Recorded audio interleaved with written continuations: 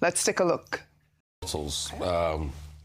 The impossible 30-minute claim overreaches, between an alleged reply and original post. Anyways, you'll be able to debunk that there's a full video. And you see, what INEC doesn't know is that you're dealing with the wrong generation, because this generation is bloody smart.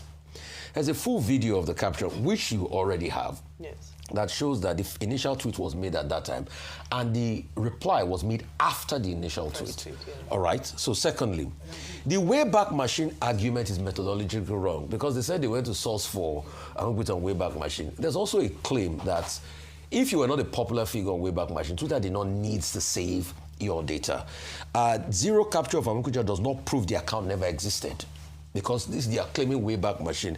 And that's why, see, whoever the forensic expert INEC contacted should be made to come out. That person will lose his shirts.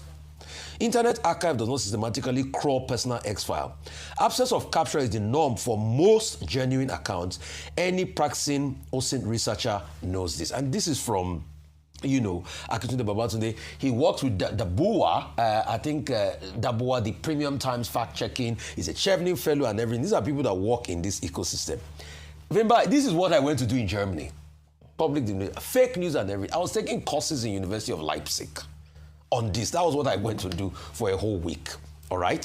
So when they are saying impersonation, the OPay BVN finding is also deflected rather than explained.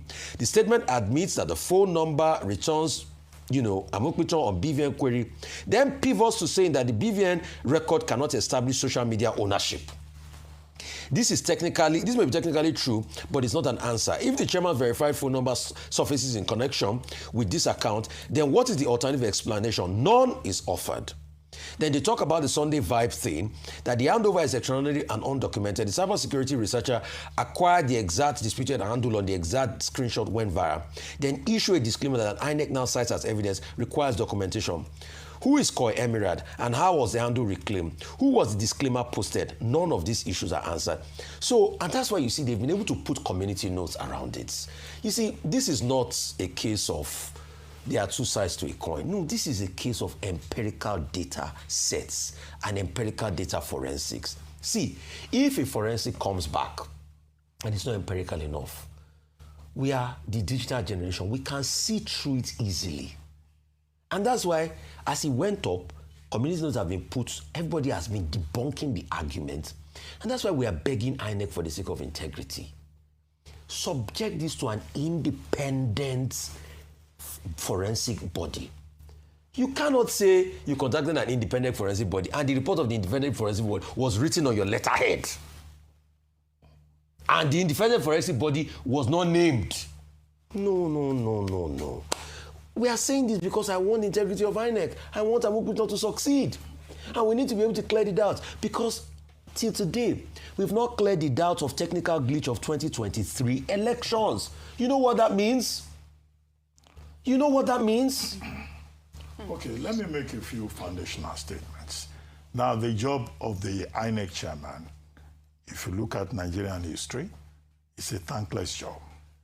Given the nature of elections, the contestations around it, and the very level of development with electoral management in the country.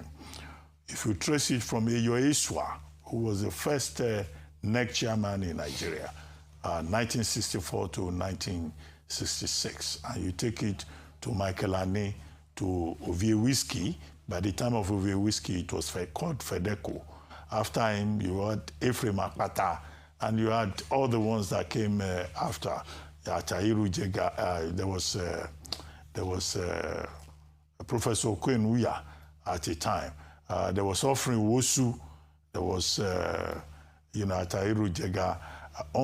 Then Professor Yakubu Mahmoud, and then now you have Joash Amokucha. If you trace it and you look at the tenure of each person, maybe it was perhaps Atahiru Jega that got away a bit lightly, perhaps because he presided over the 2011-2015 election, 2015 elections, 2015 being the first major election where you had a smooth democratic ruler to another transition. So by the nature of the job itself, it will attract controversy.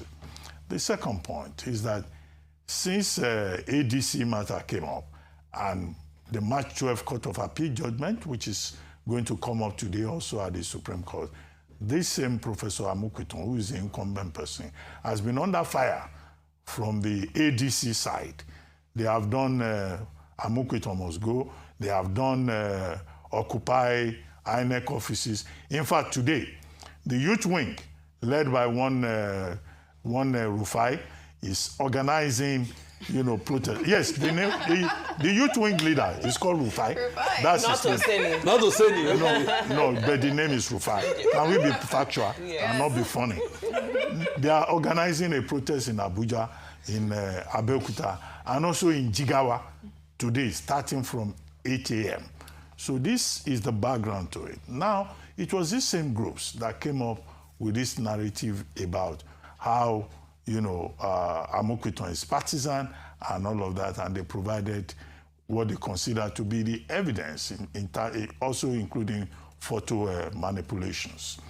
Now, INEC has now said it got independent security cyber experts to look at all the allegations about email accounts and what Amopitan purportedly said.